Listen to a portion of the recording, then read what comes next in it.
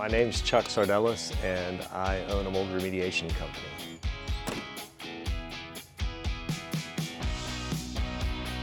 I had various breathing and lung-related issues when I was a child. The first 4 or 5 years of my life, I lived in an old apartment complex. There were all kinds of environmental issues. In fact, after we moved into our first house, they later condemned and tore that building down.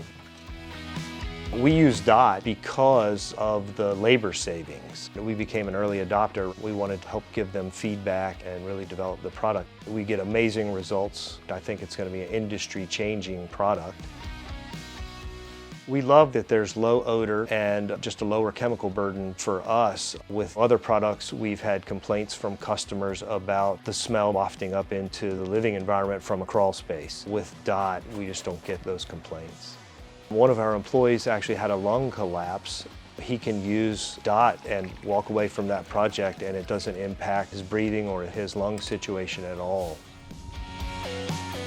There are quite a few dangers of mold. It really depends on the person and their immune system. 95% or so of our clients have health-related issues that are either brought on by or worsened or exacerbated by the presence of mold. That's why we do it, is for that, because we know we're making a difference and have an impact.